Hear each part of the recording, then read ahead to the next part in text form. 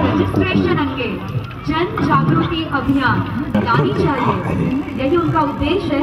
इस संसार की वर्तमान परिस्थितियों को देखकर मेरा केवल साक्षी भाव में रहना असंभव सा हो चुका है।